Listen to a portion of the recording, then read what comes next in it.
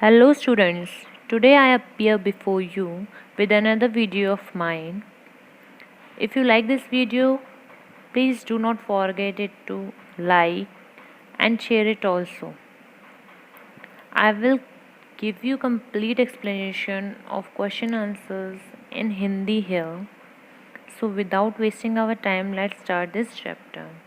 So first of all, in this chapter we will discuss about the main topics of this chapter, and the topics are introduction, physical properties, metals की, non metals की physical property देखेंगे, and then we will also study about chemical properties of metals and non metals, और अलग अलग चीज़ों के साथ अलग अलग रिएक्शन किस तरीके से होती है ये भी देखेंगे हम. तो इसमें 1 बाय 1 मैंने टॉपिक भी लिख दिए हैं, ये सारे टॉपिक आपको नोट डाउन नहीं करने हैं.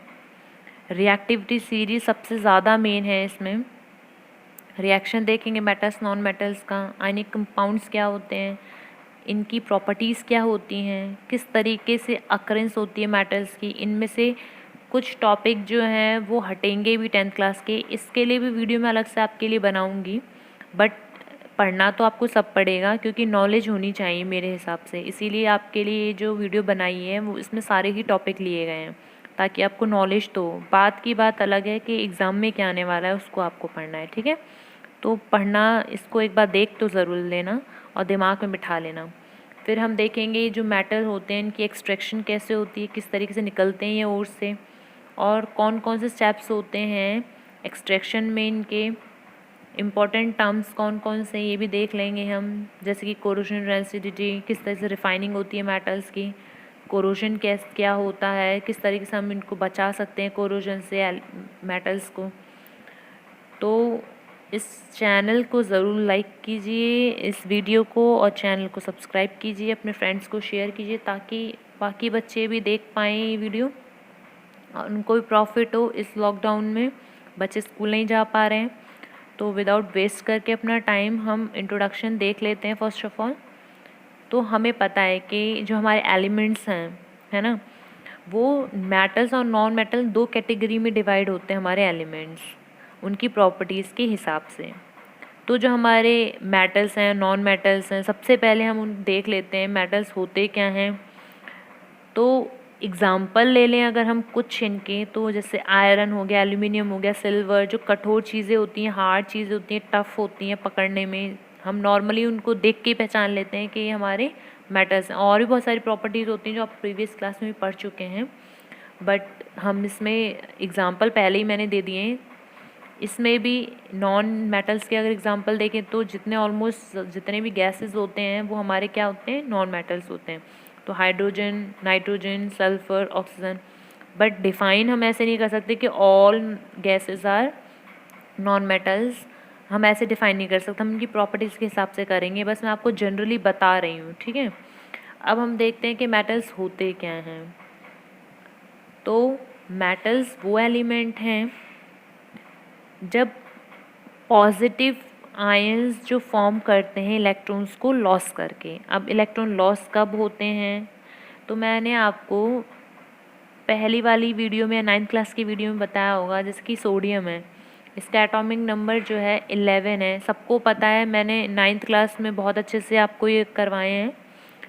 1 to 20 आप सभी को एटॉमिक नंबर याद होने चाहिए और तभी इलेक्ट्रॉनिक कॉन्फ़िगरेशन कर पाओगे. इस 11 को अगर मैं इलेक्ट्रॉनिक कॉन्फ़िगरेशन करूँ तो 281 होगा.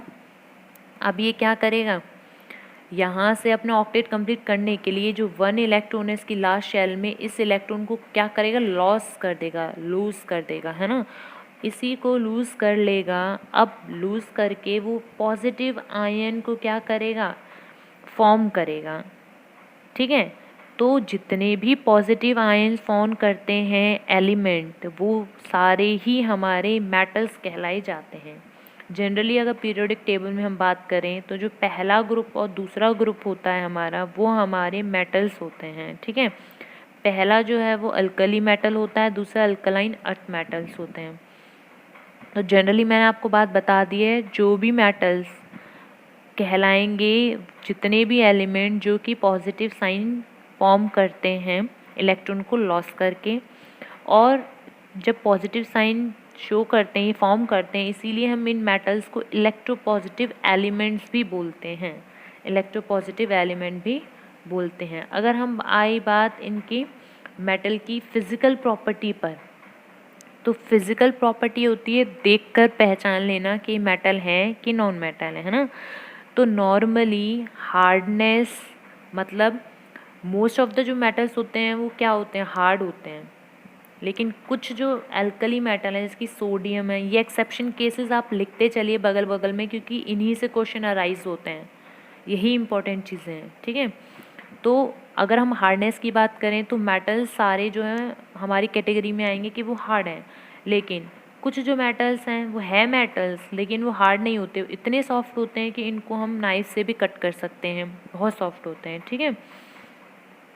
तो अगर आपसे क्वेश्चन पूछा जाए कि ऐसे मेटल का नाम बताइए जो कि सॉफ्ट होते हैं, तो हमें पता होना चाहिए कि सोडियम, पोटेशियम, लिथियम, इस तरीके से जो मेटल्स होते हैं वो काफ़ी सॉफ्ट होते हैं, उनको नाइफ से भी आसानी से कट किया जा सकता है।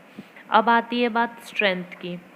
तो जो हमारे मोस्ट मेटल्स होते हैं वो बहुत स्ट्रॉन्ग होते हैं, उनकी टेंसाइल स्ट्रेंथ है वो भी कैसी होती है, स्ट्रॉन्ग होती है। इसी वजह से जो अलग अलग बड़े बड़े स्ट्रक्चर जो हैं वो बन पाते हैं मेटल्स को यूज़ करके, जैसे कॉपर हो गया, आयरन हो गया, ठीक है।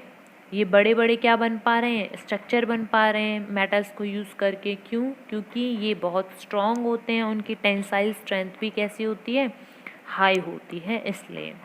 तो हम बोलेंगे कि जितने भी मेटल्स हैं हमारे, उनकी स्ट्रेंथ है वो बहुत, टेंसाइल स्ट्रेंथ जो है वो बहुत हाई होती है और वो स्ट्रॉन्ग होते हैं। सिर्फ अगर एक्सेप्शन की बात की जाए कि ऐसे मेटल्स का नाम बताइए जो कि हार्ड ना हो के, मीन स्ट्रॉन्ग ना हो के, थोड़े वीक में आते हैं और कट हो सकते हैं आसानी से, तो वही जो हार्डनेस की बात थी, पोटेशियम, सोडियम आ जाएंगे। तो हमारे सोडियम और पोटेशियम जो है वो काफ़ी सॉफ्ट मेटल्स होते हैं। अगर स्टेट की बात आए तो जो हमारे स्टेट में मेटल्स हैं वो ऑलमोस्ट सारे ही सॉलिड होते हैं, ठीक है। इसमें भी एक्सेप्शन पूछा जा सकता है आपका कि ऐसा मेटल बताइए जो कि हमारा सॉलिड स्टेट में ना हो के लिक्विड स्टेट में होता है। तो हम आंसर देंगे मरकरी, जिसका सिंबल होता है Hg। ये हमारा एक ऐसा मेटल है कि मेटल होते हुए भी ये हमारा सॉलिड स्टेट में नहीं होता है, ठीक है। फिर आती है बात सोनोरस की। ये चीज़ें आई थिंक आपको पहले से ही पता होंगी, बट फिर भी यहाँ पे पहले एक्सेप्शन केसेस पे इतना डीपली नहीं जाते थे, बट अब जो अराइज होंगे क्वेश्चन, मैं आपको फिजिकल प्रॉपर्टी इसलिए बता रही हूँ क्योंकि क्वेश्चन जो अराइज होंगे वो एक्सेप्शन केसेस से होंगे, और यहाँ पे एक्सेप्शन केस भी इसी में बताती जा रही हूँ। इसलिए सोनोरस होता है कि जब हम मेटल्स को टच या किसी से मारते हैं तो वो रिंगिंग साउंड प्रोड्यूस करते हैं, ठीक है। और ये जो रिंगिंग साउंड प्रोड्यूस करने का होता है प्रोसेस, और रिंगिंग साउंड प्रोड्यूस करने की वजह से इनको हम बोलते हैं सोनोरस। जितने भी मेटल साउंड करते हैं वो हमारे मेटेलिक साउंड भी कहलाए जाते हैं। और this is the cause that wire, metal wire जो हैं, इसीलिए हम इनको म्यूज़िकल, जब भी हम म्यूज़िकल इंस्ट्रूमेंट बनाते हैं तो हम कौन से वायर्स को यूज़ करते हैं, हम मेटेलिक वायर को ही यूज़ करते हैं, क्योंकि वो साउंड प्रोड्यूस करते हैं जब उनमें स्ट्रक करते हैं। देखा है ना गिटार वगैरह, उसमें मेटल वायर ही तो यूज़ होते हैं, इसीलिए यूज़ होते हैं क्योंकि वो सोनोरस होते हैं। जब हमने स्ट्रक करे किसी चीज़ से तो वो क्या करते हैं, रिंगिंग साउंड प्रोड्यूस करते हैं। ऐसी कंडक्शन की बात आती है तो सब जानते हैं जो मेटल्स हैं वो गुड कंडक्टर होते हैं हीट और इलेक्ट्रिसिटी के, मींस इलेक्ट्रिसिटी और हीट को आसानी से फ्लो करवाते हैं। और अगर हम बात की जाए कि सबसे बेस्ट जो कंडक्शन कौन करता है इलेक्ट्रिसिटी का, हीट का, तो हम बोलेंगे सिल्वर, ठीक है। तो यहाँ पे इस जब इलेक्ट्रिसिटी और हीट के मेटल्स जो हैं वो गुड कंडक्टर हैं, तो इसी के वजह से इलेक्ट्रिक वायर जो होती है ना वो किसकी बनाई जाती है, कॉपर और एल्यूमिनियम की बनाई जाती है। केबल जो है एल्यूमिनियम की बनाई जाती है, कॉपर, जितने भी हमारे स्विचेस होते हैं उनके अंदर हम लोग ज़्यादातर क्या यूज़ करते हैं, कॉपर वायर यूज़ करते हैं, क्योंकि वो गुड कंडक्टर होते हैं इलेक्ट्रिसिटी के। और मेलिएबिलिटी होती है, इम्पॉर्टेंट भी है कि मेलिएबिलिटी होती क्या है।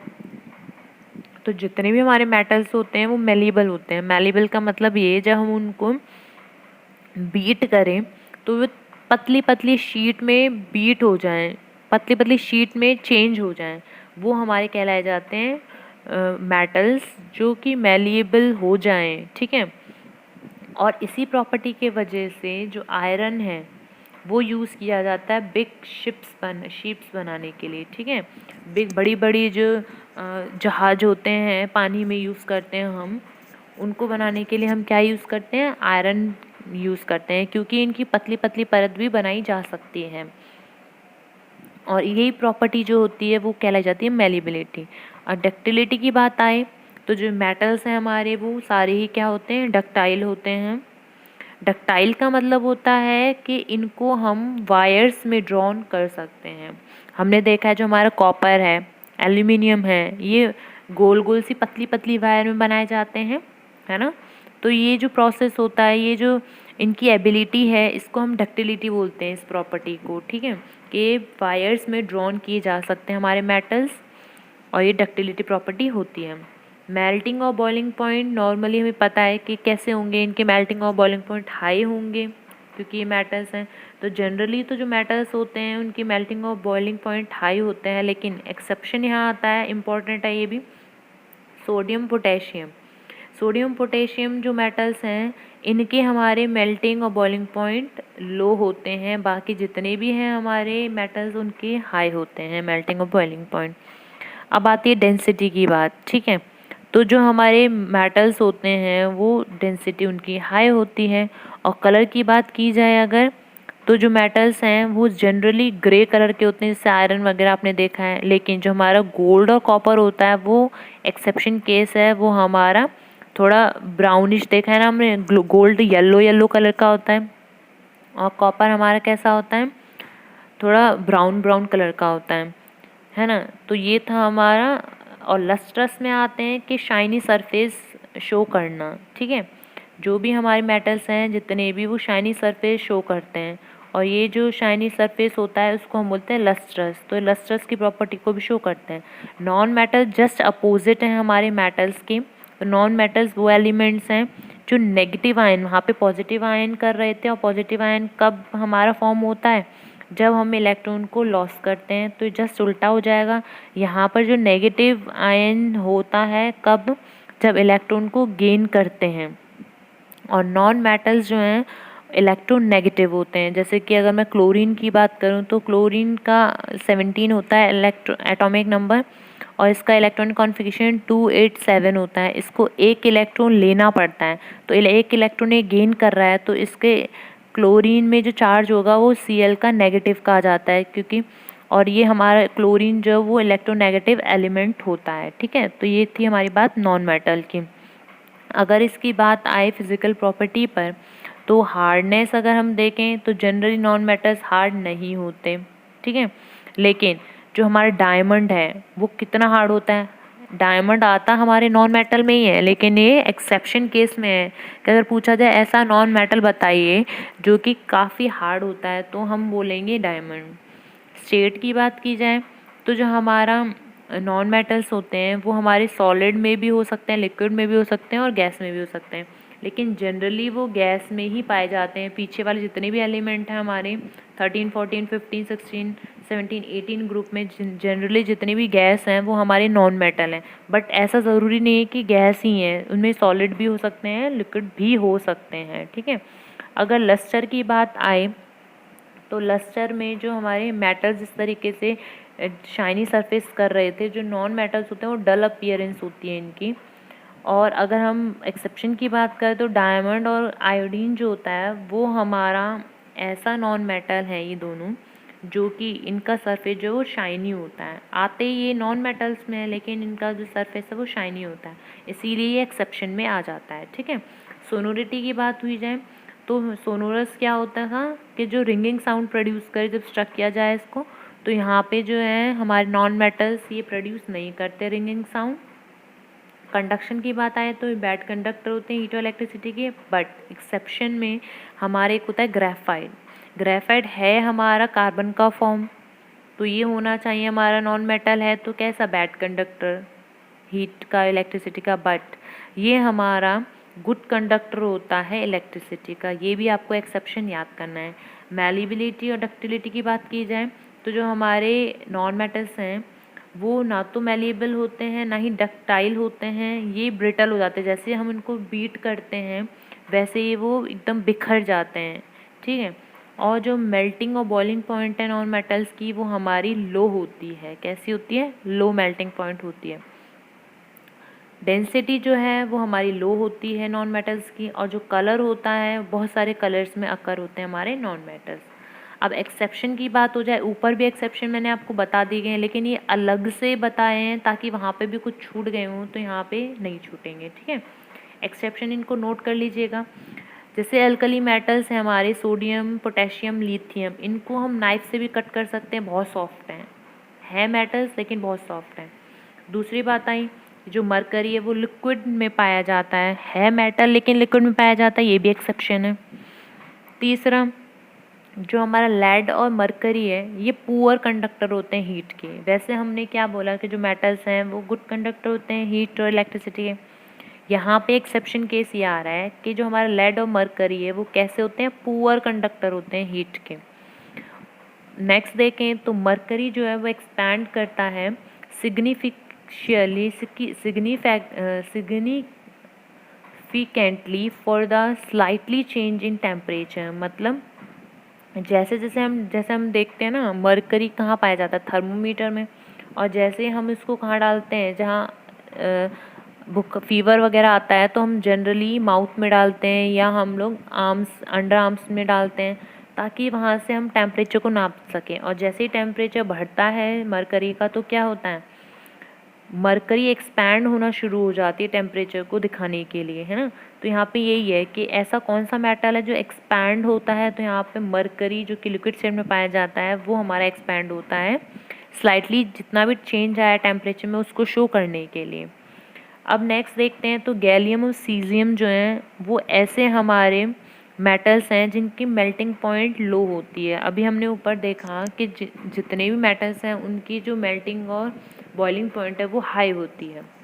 अगर एक्सेप्शन की बात की जाए तो हमारा गैलियम और सीजियम है, दो हमारे एक ऐसे मेटल्स हैं जिनकी मेल्टिंग पॉइंट कैसी है? लो होती है। अब नॉन मेटल की बात की जाए तो ऊपर बता चुकी हूँ कि लस्टर जो होती हैं हमारे, वैसे तो हमारे नॉन मेटल लस्टरस नहीं होते, शाइनी सरफेस के नहीं होते, बट आयोडीन जो है हमारा वो शाइनी सरफेस शो करता है नॉन मेटल होते हुए भी। नेक्स्ट देखते हैं कि डायमंड जो है इलेक्ट्रिसिटी नहीं कंडक्ट करते, हीट को, इलेक्ट्रिसिटी को नहीं कंडक्ट करते हैं ना नॉन मेटल्स, बट जो डायमंड है वो हीट को कंडक्ट करता है और इसकी जो मेल्टिंग पॉइंट है बहुत हाई होती है, जबकि हमने नॉन मेटल्स की मेल्टिंग पॉइंट क्या बोली थी? लो होती है। बट एक डायमंड है उसकी मेल्टिंग पॉइंट बहुत हाई होती है। और जो कार्बन है हमारा ग्रेफाइट के फॉर्म में एक ऐसा नॉन मेटल है जो इलेक्ट्रिसिटी को भी कंडक्ट करता है, गुड कंडक्ट होता है इलेक्ट्रिसिटी का नॉन मेटल होते हुए भी, ठीक है। तो ये थे आपके सारे ही एक्सेप्शन बहुत डिटेल में, तो इसको ज़रूर लिख लीजिएगा, बहुत इंपॉर्टेंट है, बहुत पूछा जाता है अभी भी और एग्जामिनेशन के पॉइंट ऑफ व्यू से भी बहुत इंपॉर्टेंट है। अब हम प्रॉपर्टीज़, यहाँ पे भी वही एक पूरा चार्ट बना दिया गया है मैंने, एक्सेप्शन के साथ बना दिया गया है, तो ये मैं बार बार नहीं बताऊंगी आपको, ये इसको नोट कर लीजिएगा। आपको इस तरीके से नोट करना है तो ऐसे नोट कीजिए, या ऊपर जैसे मैंने बताया वैसे करना है तो वैसे कीजिए। यहाँ पे बहुत डीपली मैंने नोट्स बनाए हुए हैं, इनको डिटेल में स्टडी करना है आपको, ठीक है। अब हम देख लेते हैं केमिकल प्रॉपर्टीज़। फिज़िकल प्रॉपर्टीज़ में तो जस्ट ऊपर से देख के या कुछ बॉइलिंग, मेल्टिंग पॉइंट, इस तरीके से मैलिएबिलिटी, डक्टिलिटी, लेकिन केमिकल प्रॉपर्टीज़ में क्या आता है कि जब उसका रिएक्शन किया जाए मेटल्स और नॉन मेटल्स का चीज़ों के साथ में, तब वो रिएक्शन किस तरीके से शो करते हैं वो हमारी केमिकल प्रॉपर्टी होती है, ठीक है। तो हम मेटल्स और नॉन मेटल की केमिकल प्रॉपर्टी देखने जा रहे हैं। तो पहले अगर हम केमिकल प्रॉपर्टीज देखें मेटल की, तो यहाँ पे रिएक्शन करा रहे हैं मेटल का ऑक्सीजन के साथ। तो जब हम मेटल का ऑक्सीजन का रिएक्शन कराएंगे तो हमारा क्या तैयार होगा? मेटल ऑक्साइड बन के तैयार होगा। अब देखिए हम मेटल, कोई भी मेटल लीजिए, पोटेशियम, सोडियम, है ना, लिथियम, तो ये हमने मेटल ले लिए, यहाँ पे मेटल ले लिया पोटेशियम का, ऑक्सीजन के साथ करवाया, सॉरी लिथियम मैं बोल गई ना गलती से, वो लिथियम नहीं होगा, ठीक है इसमें। तो तो यहाँ पे मैंने क्या बोला कि सोडियम का करवाया है मैंने ऑक्सीजन के साथ, तो ये क्या हो गया हमारा पोटेशियम ऑक्साइड फॉर्म हो गया है। तो इस तरीके से फॉर्मेशन होती है केमिकल प्रॉपर्टीज़ की जब हम मेटल के साथ ऑक्सीजन को मिलाते हैं, हमारा मेटल ऑक्साइड बन के तैयार होता है। जब वाटर के साथ करते हैं तो क्या होगा, जब मेटल को वाटर के साथ मिलाएंगे हम, ठीक है, तो वो मेटल ऑक्साइड बनेगा, साथ साथ हाइड्रोजन भी बनेगा, ठीक है। अब इसी मेटल ऑक्साइड को अगर हम फिर से वाटर के साथ करवाएंगे तो वो हमारा बन के तैयार होगा मेटल हाइड्रोक्साइड। अब ये चीज़ को आपको प्रैक्टिस करना है कि आपको मेटल पता होना चाहिए, कोई भी, जैसे सोडियम हो गया या पोटेशियम हो गया या पहले और दूसरे के कोई भी मेटल ले लो, वाटर के साथ उसको करा, H2O पता ही है आपको। जब मेटल ऑक्साइड बन गया है तो उसको वाटर के साथ कैसे कराना है, ये आपको बहुत प्रैक्टिस करनी होगी, ठीक है। यहाँ पर मोस्ट ऑफ द मेटल्स जो हैं वो रिएक्ट नहीं करते वाटर के साथ, ठीक है, लेकिन जो एल्कली मेटल होते हैं वो बहुत विगरसली रिएक्ट करते हैं वाटर के साथ। फॉर एग्जांपल अगर हम लें तो सोडियम और पोटेशियम ये बहुत ज़्यादा रिएक्ट करते हैं, एल्कली मेटल्स होते हैं ये हमारे, ठीक है। तो यहाँ पे एग्जांपल भी ले लिया है सोडियम का वाटर के साथ करवाया कोल्ड वाटर, तो यहाँ पे हमारा सोडियम हाइड्रोक्साइड बन के तैयार हो गया है, ठीक है। कैल्शियम के साथ करवाया वाटर का, तो यहाँ कैल्शियम हाइड्रोक्साइड बन के तैयार हो गया है। यहाँ मैग्नीशियम के साथ करवाया तो मैग्नीशियम हाइड्रोक्साइड बन के तैयार हो गया, और ही यहाँ पे हाइड्रोजन रिलीज करते गए हैं ये गैस को। ऐसे अगर रिएक्शन देखें हम मेटल्स की डाइल्यूट एसिड के साथ, तो एसिड कोई भी ले लो, डाइल्यूट ले रहे हो, है ना, HNO3 ले लो, HCl ले लो, तो यहाँ डाइल्यूट की बात हुई है ना, तो डाइल्यूट लिख लो और HCl ले लिया, ठीक है, कोई भी एसिड। तो बन के क्या तैयार होगा आपके लिए मेन है, आपको ये पता होना चाहिए जब मेटल डाइल्यूट एसिड के साथ मिलके तैयार होगा तो उसमें फॉर्मेशन किस किस चीज़ की होगी, ये इंपॉर्टेंट है। घुमा फिरा के क्वेश्चन पूछे जाते हैं 10th क्लास में, याद रखिएगा आप, ठीक है। तो आपको बहुत डीपली स्टडी करना है 10th क्लास में। तो यहाँ पर जो है मेटल को जब हम डाइल्यूट एसिड के साथ मिलाते हैं तो हमारा मेटल सॉल्ट बनता है, साथ साथ हाइड्रोजन गैस भी इसकी निकलती है बाहर। एग्जाम्पल के तौर पे यहाँ पे हमने ले लिया है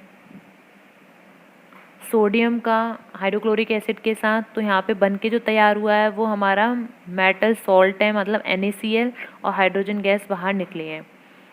अब नेक्स्ट देखते हैं हम, इसमें नेक्स्ट आ रहा है कि how do metal react with solution of other metal salt, कि एक मेटल जो है दूसरे मेटल की सॉल्ट के साथ अगर हम रिएक्शन कराएं, यहाँ मेटल है, याद रखिए एक सिंगल मेटल, यहाँ सॉल्ट है मेटल का, कोई भी मेटल लीजिए उसका सॉल्ट बनाइए किसी अदर के साथ।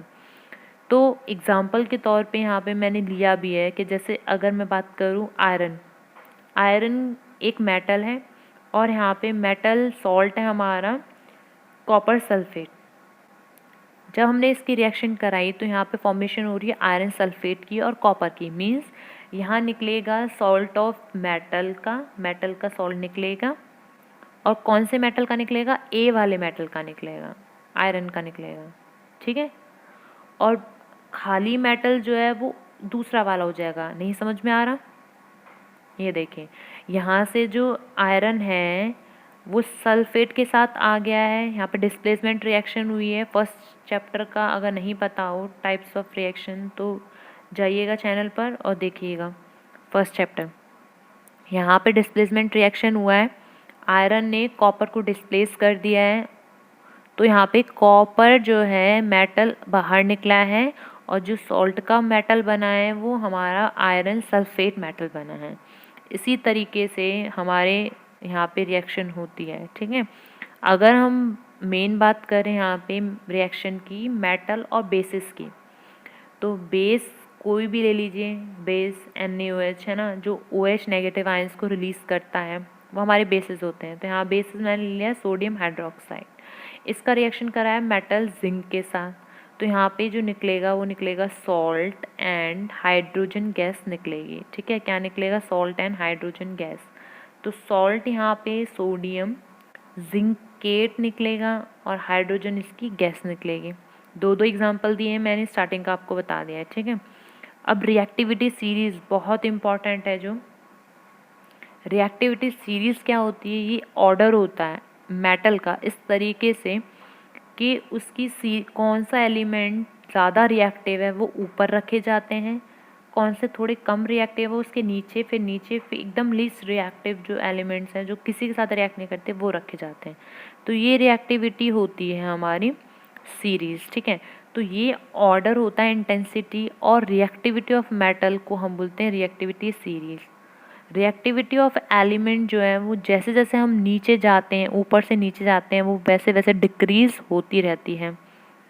और रिएक्टिविटी सीरीज़ में जो गोल्ड है, कॉपर है, सिल्वर है, वो सबसे नीचे पाए जाते हैं।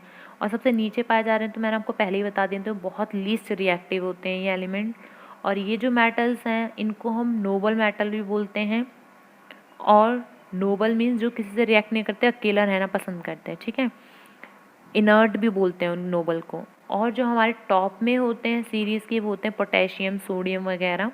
तो पोटेशियम सबसे टॉप में होता है, गोल्ड, सिल्वर जो है सबसे नीचे होता है। रिएक्टिविटी सीरीज़ आपको ज़रूर याद करनी है ये, क्योंकि इसी से आप कोई भी रिएक्शन बना सकते हैं, एक्स वाई जेड जितनी भी रिएक्शन है वो इन्हीं के अकॉर्डिंग है। अगर हाई रिएक्टिव एलिमेंट है तो वो लो रिएक्टिव एलिमेंट को आराम से डिस्प्लेस कर देगा, बट लो वाला हाई को नहीं कर पाएगा। इसीलिए डिस्प्लेसमेंट रिएक्शन तो तभी बनती है जब वो उनको रिप्लेस कर दे। तो इस तरीके से ये सीरीज़ है। सबसे पहले पोटेशियम, फिर barium, calcium, sodium, magnesium, aluminium, zinc, iron, nickel, tin, lead, hydrogen, copper, mercury, silver, gold, platinum. ये आपको सीरीज़ याद कर लेनी है, कोई ट्रिक बना लीजिएगा ताकि याद करना इजी हो जाए। वैसे स्टार्टिंग के आपको potassium, barium, calcium, sodium, magnesium, aluminium, zinc, iron, ये ज़्यादातर इम्पॉर्टेंट है, ठीक है। ये ज़्यादातर पूछे जाते हैं क्योंकि ये वाले अगर एलिमेंट आपको दिख रहे हैं तो इससे नीचे वाले एलिमेंट को आराम से वो डिस्प्लेस कर देगा। तो हाईली स्टार्टिंग वाले आप देख लीजिए, याद कर लीजिए, तो आराम से हो जाएगा। अब केमिकल प्रॉपर्टीज़ नॉन मेटल्स की पढ़ते हैं। तो यहाँ पे जैसे हमने वन बाय वन करके सारे ही मेटल्स को सबसे रिएक्शन देखी थी, रिएक्ट करके देखा था, क्या निकल रहा है ये भी हमने देखा था। इसी तरीके से नॉन मेटल्स का भी रिएक्शन करेंगे, बस हमें नॉन मेटल पते होने चाहिए।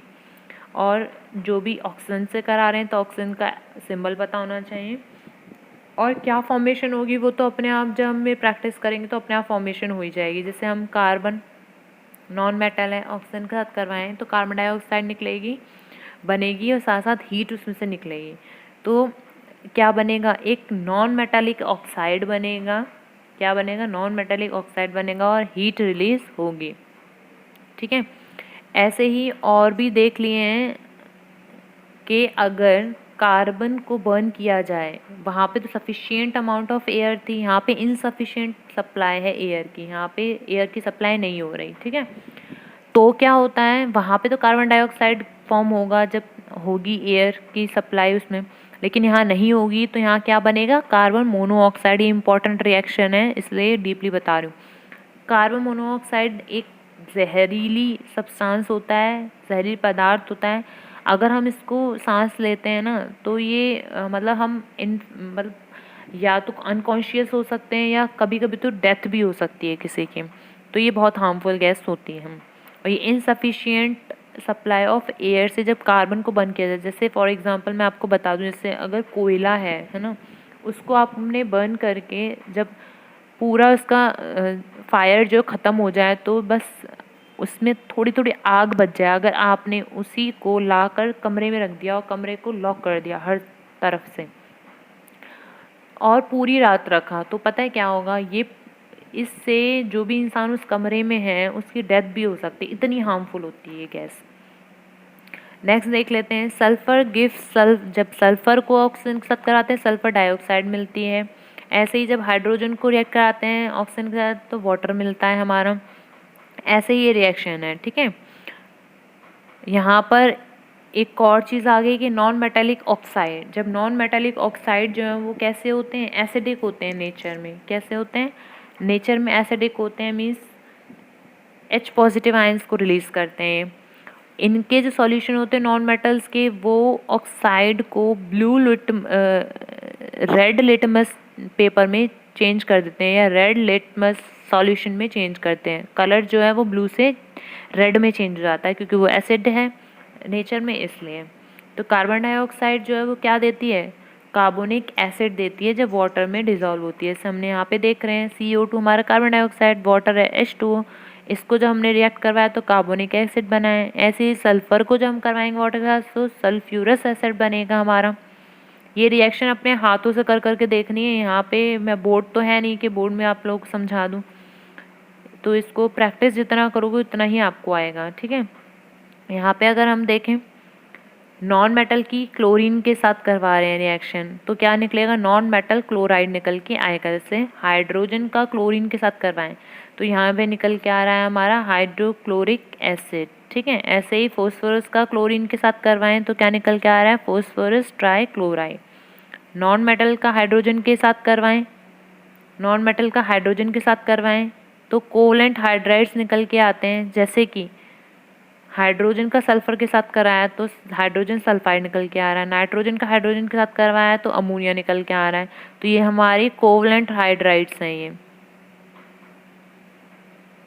अब हम देख लेते हैं मेटल्स और नॉन मेटल्स की reaction, very important topic, metals और नॉन मेटल की रिएक्शन।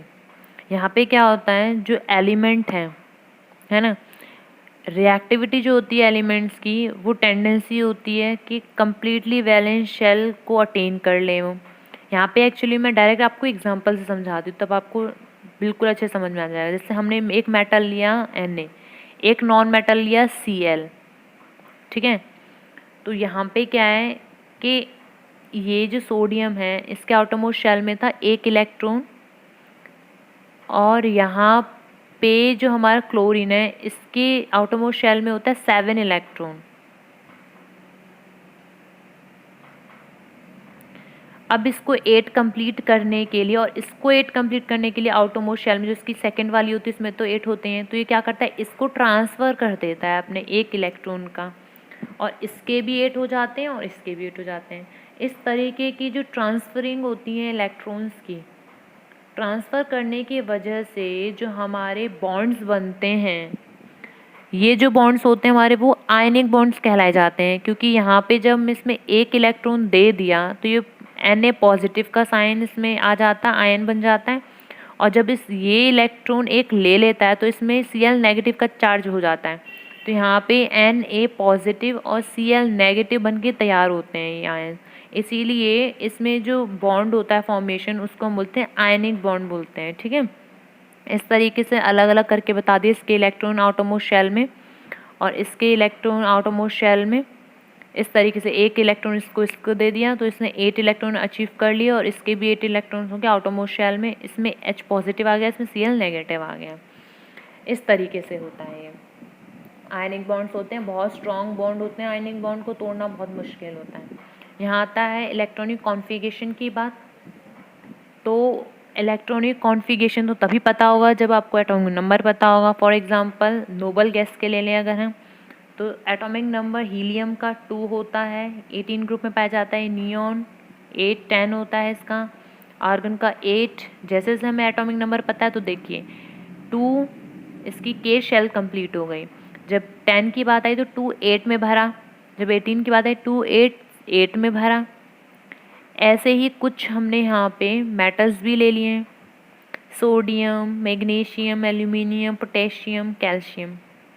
इनके एटॉमिक नंबर हैं 11 12 13 19। याद करना पड़ेगा आपको ये, मुझे तो याद है इसीलिए मैं फटाफट बोल रही हूँ, बट आपको याद करना पड़ेगा ये, ठीक है। तो यहाँ पे इलेक्ट्रॉनिक कॉन्फ़िगरेशन के एलिमेंट शेल में भरेंगे तो 2 8 1 हो जाएगा, इसमें 2 8 2 हो जाएगा, इसमें 2 8 3 हो जाएगा, इसमें 2 8 8 हो जाएगा, और एन शेल में तो लास्ट में भर रहे हैं, ये इलेक्ट्रॉन देना पड़ेगा ताकि अपने आउटरमोस्ट शेल में इलेक्ट्रॉन 8 ऑक्टेट कंप्लीट कर सके, ठीक है। मैं इलेक्ट्रॉनिक कॉन्फ़िगरेशन बता रही हूँ यहाँ पे सिर्फ, इसीलिए ज़्यादा डिस्कस नहीं कर रही हूँ। इलेक्ट्रॉनिक कॉन्फ़िगरेशन के एलिमेंट शेल में बस भरना होता है और कुछ नहीं। 9th क्लास में बहुत अच्छे से पढ़ाया मैंने आपको। नॉन मेटल्स की बात की जाए तो फिर से यहाँ पे क्या है, हमें पता है नॉन मेटल्स में nitrogen, oxygen, fluorine, phosphorus, sulphur, chlorine, और इस तरीके से इसके इलेक्ट्रॉनिक कॉन्फ़िगरेशन कर दिए गए हैं। आयनिक कंपाउंड्स मैं ऊपर आपको बता चुकी हूँ, वो कंपाउंड जो फॉर्म होते हैं इलेक्ट्रॉन के ट्रांसफ़र होने से, ठीक है। तो वहाँ पे मेटल जो है, नॉन मेटल जब हम दो लेते हैं, मेटल और नॉन मेटल, तो वहाँ पे इलेक्ट्रॉन का ट्रांसफ़र करते हैं हम, और इनके वजह से जो बने हुए कंपाउंड्स होते हैं वो हमारे आयनिक कंपाउंड्स कहलाए जाते हैं, या इलेक्ट्रोवैलेंट कंपाउंड भी बोले जाते हैं। ये इलेक्ट्रोवैलेंट कंपाउंड भी बोले जाते हैं। अब इनकी प्रॉपर्टीज़ क्या होती हैं आयनिक कंपाउंड्स की, ये भी देख लेते हैं। तो जो आयनिक कंपाउंड्स होते हैं वो सॉलिड होते हैं। मैंने आपको ऊपर क्या बोला हिंट में कि बहुत स्ट्रॉन्ग बॉन्ड्स होते हैं, इनको तोड़ना बहुत मुश्किल होता है, तो जाहिर सी बात है सॉलिड होंगे। और इनके बीच का जो फोर्स ऑफ अट्रैक्शन है वो बहुत ज़्यादा होगा, इसीलिए तो तोड़ना मुश्किल है, ठीक है। फोर्स ऑफ अट्रैक्शन बहुत ज़्यादा है, ग्रेटर है, इसलिए आयंस जो हैं अट्रैक्ट होते हैं एक दूसरे से बहुत ज़्यादा स्ट्रांगली, और ये इसी वजह से ये आयनिक कंपाउंड जो है वो कैसे होते हैं, सॉलिड होते हैं। और ये जो आयनिक कंपाउंड्स हैं वो हमारे ब्रिटल होते हैं, जैसे ही अगर हम इन्हें तोड़ें तो ये क्या है, एकदम टूट, यस। तो आयनिक जो कंपाउंड्स होते हैं वो हमारे क्या होते हैं, ब्रिटल होते हैं, ये टूट जाते हैं। जैसे ही हम इसको मारें तो ये बिखर जाते हैं सारे। तो आयनिक कंपाउंड जो है इनकी जो मेल्टिंग और बॉइलिंग पॉइंट है वो बहुत हाई होती है। हाई क्यों होगी, क्योंकि फोर्स ऑफ अट्रैक्शन उनके बीच में क्या होता है, वो बहुत